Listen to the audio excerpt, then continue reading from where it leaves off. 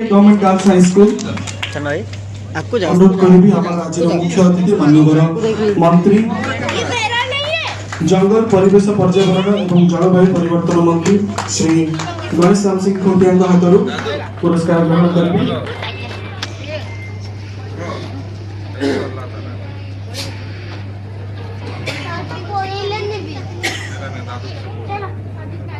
वर्तमान अनुरोध करी consolation prize Shraddha Suman Jena MPK government girls high school,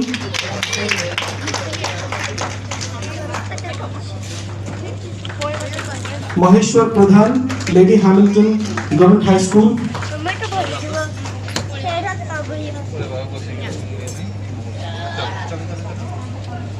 Shraddha Suman Jena MPK government girls high school. समस्त करताली दे विनर मान को हम स्वागत करबा।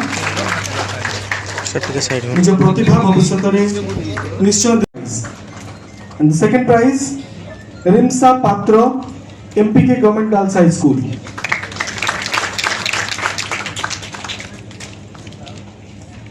कंसोलेशन प्राइज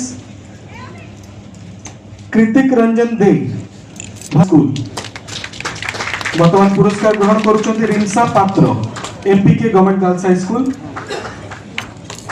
करताली कमी जाउछि आपण सहायता राशि आमे वर्तमान प्रदान करबा को जाउछु एक्स फॉरेस्ट गार्ड का वाइफ को कार्यरत समय रे हमर जने कर्मचारी एवं फॉरेस्ट गार्ड जे चंद्रकांत राउत जे कि तांकर निधन हो जाइछि तांको बेटर हाफ वाइफ को हम अनुरोध करूछु तांको पई मॉनिटरी हेल्प गवर्नमेंट तरफ व्यवस्था करा जाइछि से आसिकी एवं सेव एलिफेंट फाउंडेशन ट्रस्ट तरफ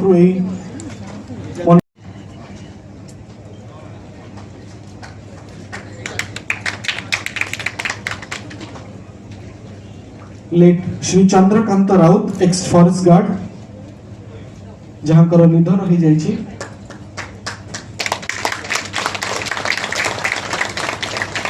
सद्गति प्राप्त करिथिबा अधिकारी को आहुरी जोरे करताली दी आमे तांको अमर आत्मा पर सद्गति कामना करबा।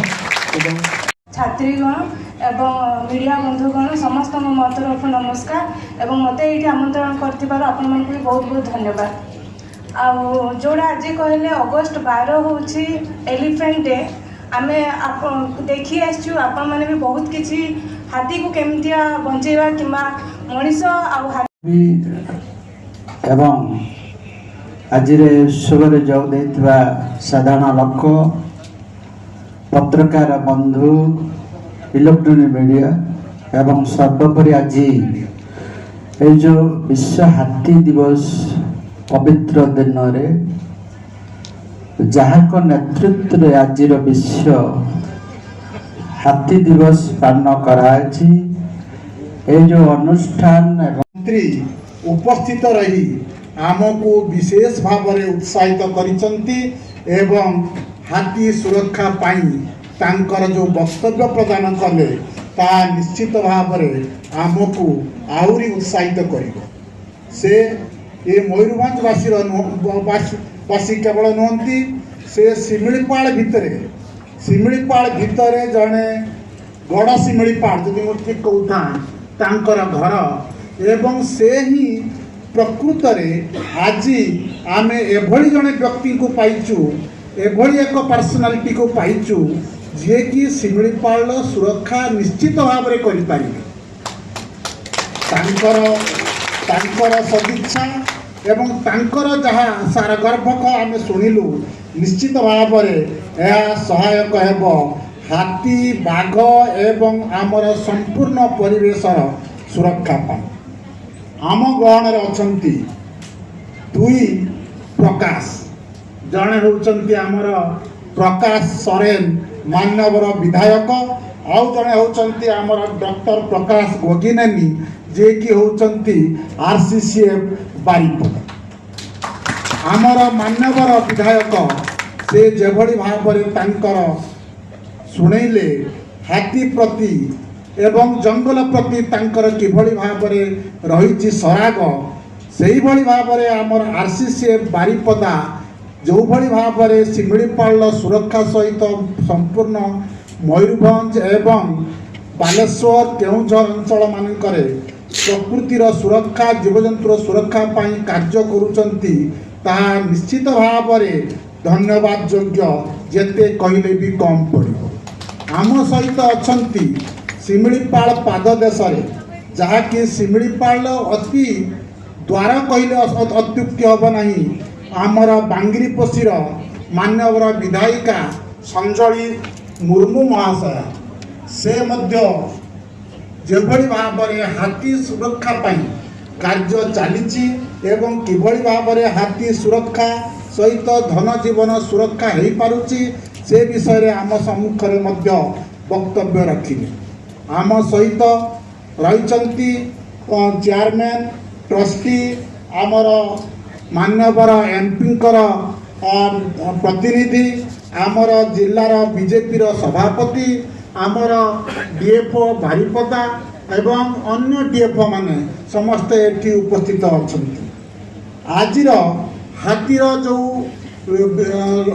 ଟପିକ୍ ରହିଛି, ଯାହାକି ଆମେ ଐତିହ୍ୟ ପ୍ରାଣୀକୁ ସୁରକ୍ଷା ଦେବା ସହିତ ଆମର କଲଚରକୁ ବି ସୁରକ୍ଷା ଦେବା, ସେଥିପାଇଁ ଆଜି ପ୍ରଥମରେ ଯେଉଁ ଆମର ଆଦିବାସୀ ନୃତ୍ୟ କରାଗଲା, ଆଦିବାସୀ ଯେଉଁ ଗୀତ ଲୋପ ପାଇଯାଉଛି, ଯାହାକି ଆଜି ଆମେ ସଂରକ୍ଷଣ କରିବା ପାଇଁ ଏହି ହାତୀ ସୁରକ୍ଷା ମାଧ୍ୟମରେ ମଧ୍ୟ ଚେଷ୍ଟା କରିଛୁ ଏବଂ ସେମାନେ ମଧ୍ୟ ଆମେ ମୁହିମ ଆରମ୍ଭ କରିଛୁ ଯେ ଜଙ୍ଗଲ ଭିତରେ ଆମେ ଅଧିକରୁ ଅଧିକ, ଯେମିତି ଆପଣଙ୍କର ଧାନ ସେ ଗୋଟେ ଗ୍ରାମିନୀ ଫ୍ୟାମିଲିର, ତାର ଯେଉଁ ରହିଛି କାର୍ବୋହାଇଡ୍ରେଟ୍ କଣ୍ଟେଣ୍ଟ, ତାର ଯେଉଁ ରହିଛି ମିନେରାଲ କଣ୍ଟେଣ୍ଟ, ପ୍ରାୟ ବାଉଁଶ ଯିଏକି ଗ୍ରାମିନୀ ଫ୍ୟାମିଲିର, ତାର ମଧ୍ୟ ସେଇ କାର୍ବୋହାଇଡ୍ରେଟ୍ କଣ୍ଟେଣ୍ଟ ଏବଂ ମିନେରାଲ କଣ୍ଟେଣ୍ଟ ସମାନ। ତେଣୁକରି ଆଜି ଶିମିଳିପାଳରେ ଏବଂ ଅନ୍ୟ ଜଙ୍ଗଲ ମାନଙ୍କରେ ପ୍ରାୟ ବାଉଁଶ ଉଭା ନେଇଗଲାଣି, ତାକୁ ଯଦି ଆମେ ଫେରେଇ ଆଣିପାରିବୁ ତାହେଲେ ନିଶ୍ଚିତ ଭାବରେ ଏଇ ଯେଉଁ ଜଙ୍ଗଲରୁ ବାହାରକୁ ଆସୁଛି ହାତୀ, ତାହା ନିଶ୍ଚିତ ଭାବରେ କମି କମି ଯିବ। ଏବଂ ସେଥିପାଇଁ ଆମେ ନିକଟରେ ଏକ ବଣେଇ ଜଙ୍ଗଲରେ ତାଙ୍କର କିଭଳି ହାତୀ ସୁରକ୍ଷା ପାଇଁ ଆମେ ସିଟ୍ ବଲ୍ ତାକୁ ବୁଣୁଛୁ, ତାର ଏକ ଛୋଟ ଭିଡ଼ିଓ ଅଛି। ମୁଁ ଅନୁରୋଧ କରିବି ଛୋଟ ଭିଡ଼ିଓ 2-4 ମିନିଟ୍ରେ ଆପଣମାନେ ଦେଖନ୍ତୁ, ତାପରେ ମୁଁ 2 ମିନିଟ୍ କହି ମୋର ବକ୍ତବ୍ୟ ଶେଷ କରିବି। ବନ୍ୟଜନ୍ତୁ ଉଦାହରଣ ସ୍ୱରୂପ ହାତୀ ଜଙ୍ଗଲ କାଟିବା ଦ୍ୱାରା ଖାଦ୍ୟ ଅଭାବରୁ ଜନବସତି ଆଡ଼କୁ ମାଡ଼ି ଆସୁଛନ୍ତି ଗଜରାଜ। ଫଳରେ ହାତୀ ମଣିଷ ମଧ୍ୟରେ ସଂଘର୍ଷର ଖବର ନୀତିଦିନର କାହାଣୀ ପାଲଟିଛି। ତେବେ ଏହାର ଏକ ସମାଧାନ ବାହାର କରିଛନ୍ତି ବଣେଇର ବନ ବିଭାଗ ଓ ସେଭ୍ ଏଲିଫେଣ୍ଟ ଫାଉଣ୍ଡେସନ। ଜଙ୍ଗଲ ମାଟି ତଳେ ଲୁହା ପଥର ଖଣି ମିଳିବାରୁ ଖନନ ପାଇଁ ସରକାର ନିଲାମ ପ୍ରକ୍ରିୟା ଜରିଆରେ କମ୍ପାନୀମାନଙ୍କୁ ଲିଜ୍ ଆବଣ୍ଟନ କରିଥିଲେ। ଏଥିସହ ସୁନ୍ଦରଗଡ଼ର କୋଇଡ଼ା ତଥା ବରସୁଆ ବନାଞ୍ଚଳରେ ରହିଥିବା ବିଭିନ୍ନ ସଂରକ୍ଷିତ ଓ ଅଣସଂରକ୍ଷିତ ଜଙ୍ଗଲ କାଟିବା ପାଇଁ ଅନୁମତି ସହ ଖଣି ଖନନ ଆରମ୍ଭ ହେଲା। ଫଳରେ ଖାଦ୍ୟ ଅନ୍ୱେଷଣରେ ଜନବସତି ଆଡ଼କୁ ମାଡ଼ି ଆସିଲେ ହାତୀ। ଏମିତିକି ହାତୀ ମଣିଷ ଲଢ଼େଇ ଦୈନନ୍ଦିନ ଘଟଣା ପାଲଟିଲା। ଏହାକୁ ଆଖି ଆଗରେ ରଖି ସେଠାରେ ଥିବା ସଂରକ୍ଷିତ ଜଙ୍ଗଲରେ ବାଉଁଶ ଗଛ ସୃଷ୍ଟି କରିବା ପାଇଁ ମାଟିରେ ତିଆରି ହୋଇଛି ବାଉଁଶ ବଲ୍, ଯାହା ଗାଁ ମୁହାଁ ହାତୀକୁ ରୋକିବାରେ ସଞ୍ଜୀବନୀ ପାଲଟିବ। ଜଙ୍ଗଲର ମାଟି ତଳେ ବହୁତ ଲୁହା ଖଣି ଅଛି ଏବଂ ଆମର ଡେଭଲପମେଣ୍ଟ ପାଇଁ ଲୁହା ଖଣି ଜରୁରୀ, କିନ୍ତୁ ଏହା ମଧ୍ୟ ହାତୀର ବାସସ୍ଥାନ। ତେଣୁ